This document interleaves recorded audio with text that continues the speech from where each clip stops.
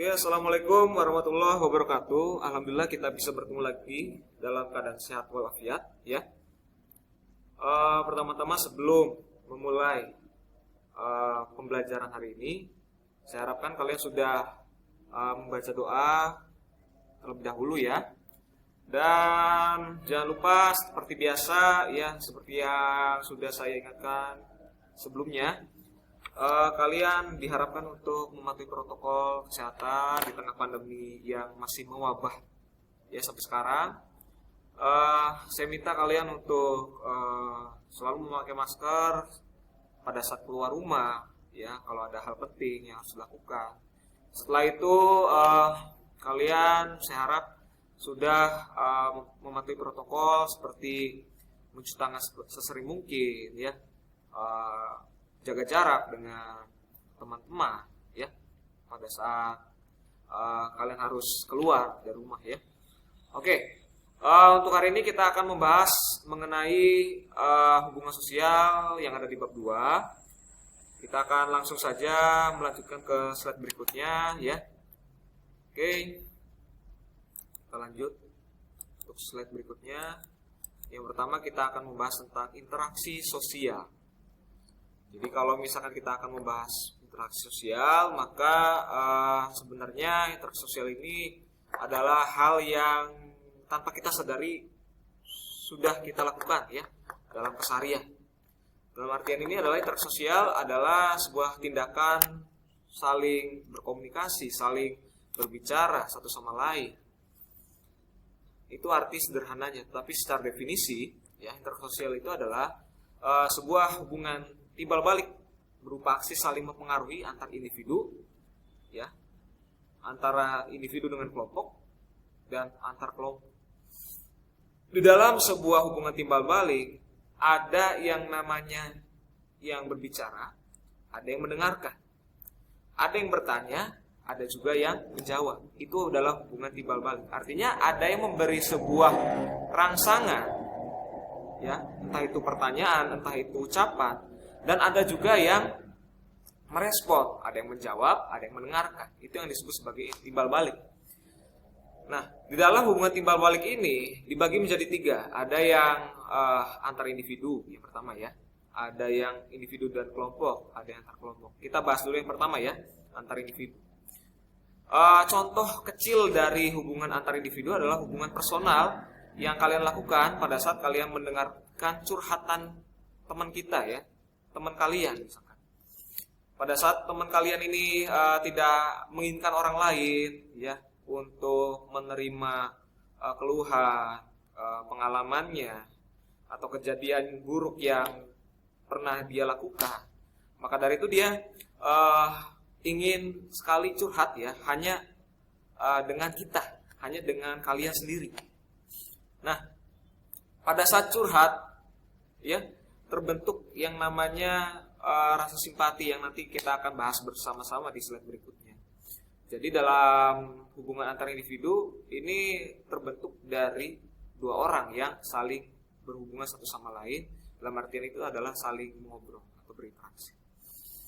Terus yang kedua ada hubungan timbal balik antara individu dengan kelompok. Ini lebih luas lagi dari yang pertama, ya. Hubungan individu dan kelompok ini kita contohkan seperti seorang guru yang menjelaskan tentang pembelajaran mengenai sosiologi, matematika di hadapan para muridnya.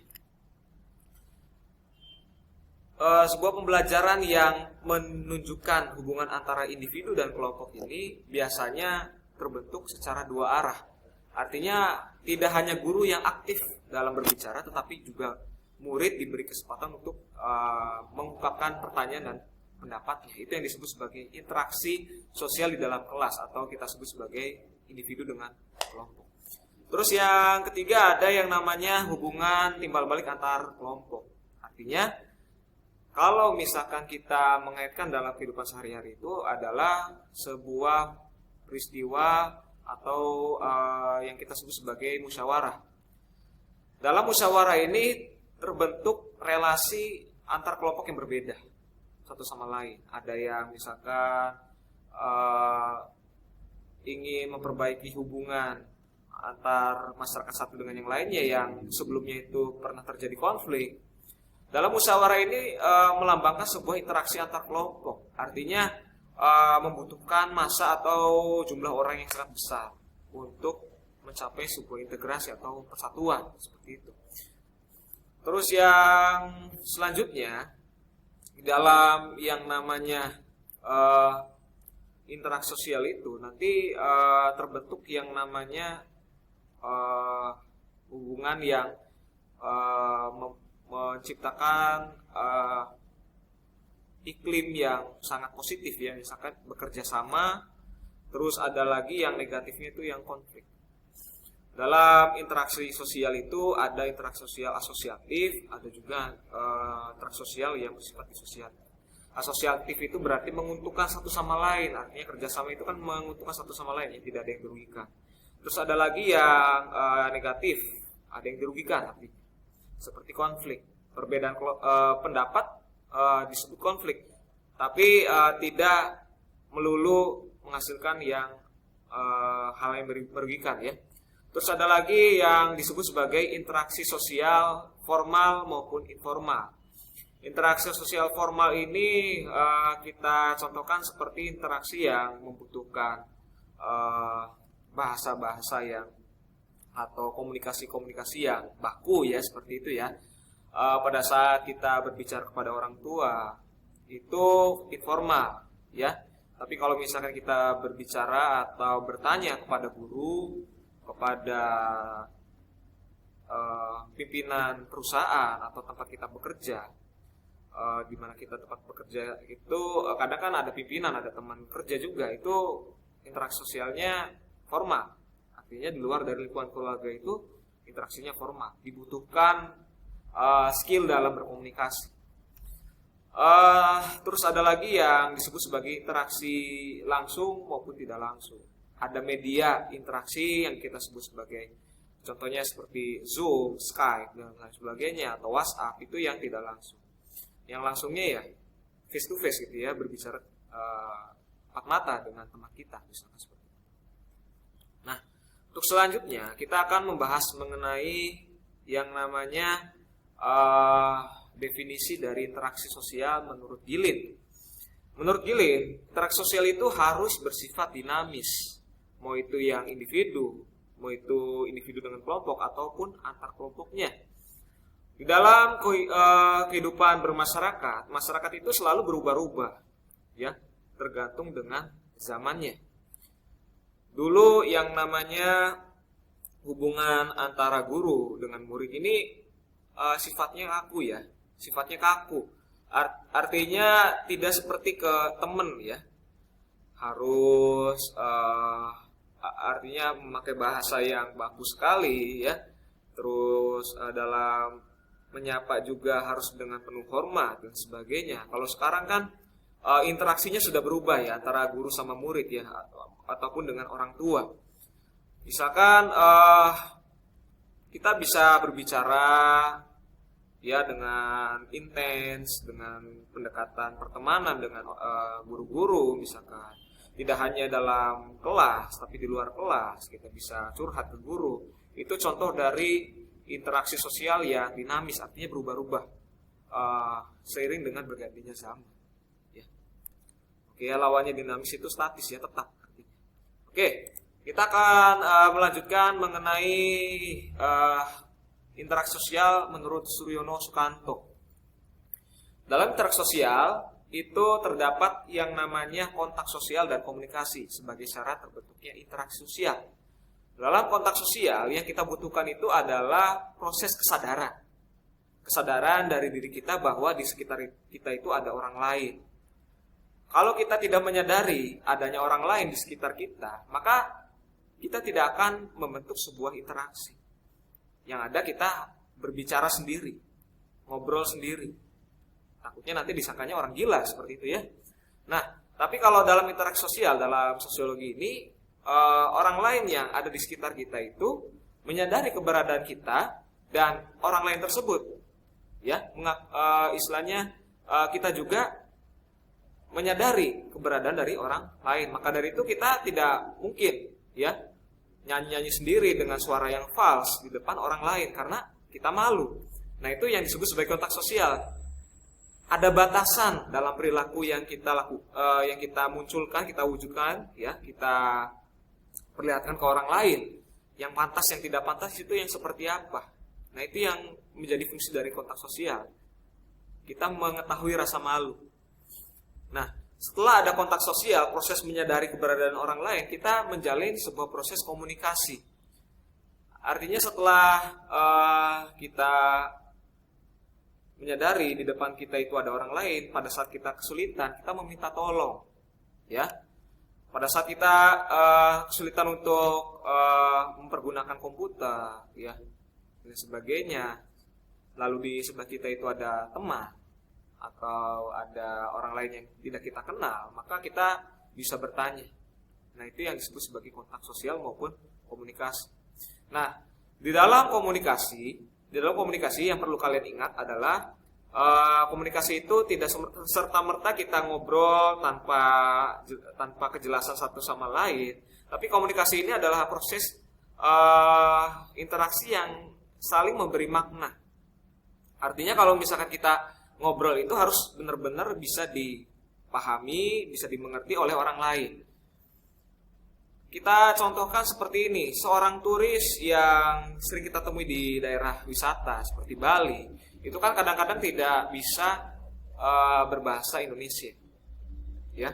Dan beberapa orang Bali juga tidak bisa berbahasa Inggris, ya. Nah, atau bahasa-bahasa asing lainnya. Pada saat orang atau turis itu kebingungan menanyakan sebuah tempat makan dan sebagainya atau warung makan, dia tidak bisa pakai bahasa Indonesia, dia memakai bahasa Inggris untuk berkomunikasi dengan warga sekitar. Tapi warga sekitar sayangnya tidak mengerti apa yang dikatakan oleh turis tersebut. Maka dari itu komunikasi yang ingin diwujudkan antara turis dan warga sekitar ini tidak berjalan dengan baik, malah tidak terjadi sama sekali. Tapi komunikasi ini kan artinya mengirimkan pesan atau kita menerima pesan, informasi dari orang lain. Walaupun kita berbeda bahasa, kita bisa membuat isyarat, dan isyarat ini dipahami satu sama lain. Ya, bahasa anak mudanya itu bahasa apa ya? Kalau ngobrol nggak pakai bahasa Inggris itu bahasa Tarzan, ya. Cuman ya saling ngerti-ngerti aja gitu ya, pakai isyarat dan sebagainya, bahasa Tarzan gitulah ya. Tapi antara turis dengan warga sekitar itu mengerti gitu ya. Misalkan makan ya, kalian menunjukkan isyarat tangan dimasukkan ke mulut, misalkan itu untuk makan. Dan warga sekitar itu tahu apa yang dimaksud dengan turis tadi. Oh, dia itu minta disarikan tempat makan. Nah, itu disebut sebagai komunikasi. Komunikasi itu tidak mesti memakai bahasa sebenarnya. Ya, bahasa itu adalah pilihan keduanya. Ya, kalau misalkan orang tersebut mengerti satu sama lain. Tapi kalau misalkan tidak mengerti bahasa masing-masing, ya pakai isyarat. Ya. Yang penting intinya komunikasi itu orang itu paham, orang itu ngerti, walaupun pakai bahasa isyarat itu bisa disebut sebagai komunikasi. Ya, karena saling memahami. Terus ada lagi mengenai imitasi. Di dalam proses imitasi, ya, ini sering kita alami ya, atau pernah kita alami pada saat kita masih kecil ya. Pada saat kalian masih kecil ya, masih umur ya balita atau belum sekolah gitu ya, kalian sering menirukan apa yang dibicarakan oleh atau yang dilakukan oleh orang tua kalian, atau yang dilakukan oleh saudara kalian. Misalkan teman atau kakak kalian sering menjemput suatu binatang dan memanggilnya kucing, kalian ikut-ikutan ya manggil kucing. Atau bapak kalian atau papa kalian atau ayah kalian memanggil ibu kalian dengan sebutan mama, kalian ikut manggil mama. Nah, ini disebut imitasi. Tapi imitasi ini sayangnya di dalam imitasi ini orang tidak mesti saling memahami. Dikarenakan seorang anak itu belum bisa memahami apa yang dikatakan oleh orang yang lebih tua, mau itu ayah atau ibunya ataupun saudaranya, maka kita harus berhati-hati nih kalau misalkan ingin berbicara, menyebutkan sebuah maksud dan sebagainya. Karena yang namanya anak kecil itu biasanya mereka itu tidak perlu memahami apa yang dikatakan oleh orang lain atau kakak ataupun ayah dan ibunya. Yang penting dia meniru, dia senang dan sebagainya. Jadi diharapkan orang yang lebih tua itu memberikan contoh yang baik, ya, tidak menggunakan kata-kata yang kasar dan sebagainya yang istilahnya dikhawatirkan akan ditiru oleh yang adik kecilnya atau anak-anaknya seperti itu. Nah, untuk selanjutnya, faktor-faktor pendorong interaksi sosial itu juga dibentuk dari proses identifikasi. Ya, kalau imitasi kan dasarnya ya, kita bisa berbicara karena kita meniru. Tapi juga yang namanya interaksi sosial itu biasanya kita wujudkan dari proses identifikasi. Artinya kita setelah kita meniru gaya bicara orang, kita juga meniru perilaku maupun apa yang dikenakan oleh orang tersebut. Misalkan bapak ibu kita sering berpakaian rapi, kita juga ikut. Ya. Terus identifikasi itu bisa kita contohkan seperti ini. Kita mengidolakan seorang pemain sepak bola, lalu kita ikuti gaya rambutnya, ikuti istilahnya atau ikut-ikutan mengenakan jersey yang selalu dia pakai, ya. Misalkan si kita suka atau fans banget sama Cristiano Ronaldo, maka kita langsung membeli bajunya, baju Juventus misalkan seperti itu. Nah, itu menunjukkan bahwa kita ingin identik, ingin mirip dengan Cristiano Ronaldo, seorang idola kita. Nah, di dalam identifikasi ini ada sisi negatifnya, artinya kita tidak bisa menjadi diri sendiri, ya. Kita menjadi orang lain. Jadi jati diri kita itu seakan-akan hilang, ya, seakan-akan hilang. Jadi kita lebih bangga menjadi orang lain kalau identifikasi. Itu sisi negatifnya. Tetapi kalau misalkan yang diidentifikasikan itu adalah orang yang benar-benar punya sikap dan sifat yang baik, ya, itu bisa ke bawah baik, ya. Kalau misalkan yang buruk, ya ikut-ikutan buruk. Ya, karena ya yang kita tiru adalah keseluruhan, gaya bicara maupun kepribadiannya seperti itu. Lalu kita akan lanjutkan, apa sih yang mendorong interaksi sosial itu selain imitasi? Apa yang bisa mendorong kita itu untuk mengobrol selain imitasi dan identifikasi? Ternyata masih ada lagi loh, ya, yaitu adalah sugesti. Kita bisa membeli barang yang kita suka, gitu ya. Misalkan yang anak-anak perempuan ya, setelah menonton televisi kan ada iklannya nih ya, ada iklan pemutih wajah, ya. Saya tidak akan menyebutkan namanya, ya, mereknya.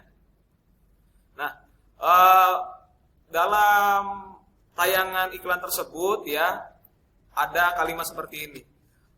Setelah Anda memakai produk kami, wajah Anda akan putih dalam 7 hari. Nah, ini kan seakan-akan iklan tersebut memberikan sebuah pengaruh, ya. Apabila kita ingin terlihat cantik, menawan dan sebagainya, terus kita bimbang, kenapa sih muka saya kok gini-gini aja gitu ya. Nah, ini kan membuktikan bahwa sugesti ini gampang untuk diterapkan, gampang untuk dilakukan, gampang untuk diterima oleh orang yang menjadi sasarannya. Kalau misalkan orang yang menjadi objeknya ini sedang dilanda kebingungan, sedang dirundung masalah. Kadang misalkan kalian sedang banyak hutang, ya, banyak masalah dalam keuangan. Lalu kalian gampang disugestikan oleh orang lain, oleh teman kalian sendiri. Gimana kalau misalkan kamu ikut judi saja? Modalnya dikit, menangnya bisa banyak. Nah, itu kan sugesti. Orang yang bingung, orang yang banyak masalah gampang disugestikan. Artinya tanpa dipertimbangkan, orang tersebut langsung menerima. Itu yang disebut sebagai sugesti. Nah, sugesti ini biasanya dilakukan oleh orang-orang yang punya influence gitu, punya pengaruh ke orang yang lebih luas lagi pada orang lain atau orang yang awam seperti itu. Dan juga sugesti ini bisa dilakukan atau dilaksanakan oleh orang yang punya karisma. Kalian kenal yang namanya Presiden Soekarno ya. Pak Soekarno ini kadang kalau misalkan sedang berorasi, sedang berpidato itu selalu semangat gitu ya. Pembawaannya itu tidak tekstual gitu ya, tapi kontekstual. Artinya dia berbicara tapi dengan intonasi yang sangat jelas. Nah, ini yang disebut sebagai sugesti. Artinya kita jadi semangat nih gara-gara mendengarkan pidatonya Pak Presiden. Nah, ini ya yang dikatakan sebagai sugesti itu harus istilahnya kalau misalkan mau diterima oleh audiens atau si pendengar itu, orang yang memberikan pengaruhnya itu harus punya karisma seperti itu. Oke, untuk selanjutnya kita akan membahas mengenai bagaimana kita bisa berhubungan dengan orang lain melalui faktor simpati dan empati. Yang pertama kita bahas adalah simpati. Jadi dalam memulai conversation atau istilahnya memulai pembicaraan, memulai dialog dengan orang lain, kadang kita membutuhkan rasa simpati, rasa ketertarikan dengan orang yang kita istilahnya kita ingin pahami.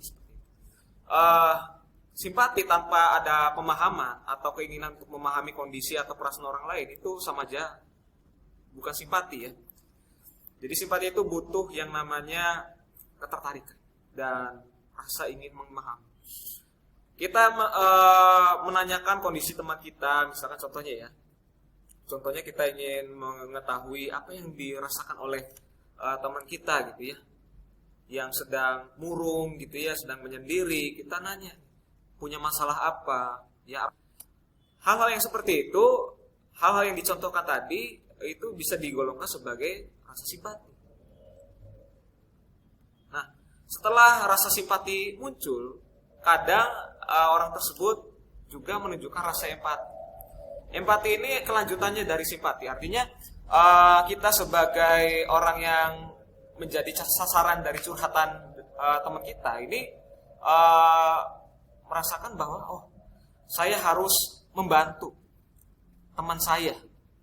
Karena empati itu simpatinya mendalam.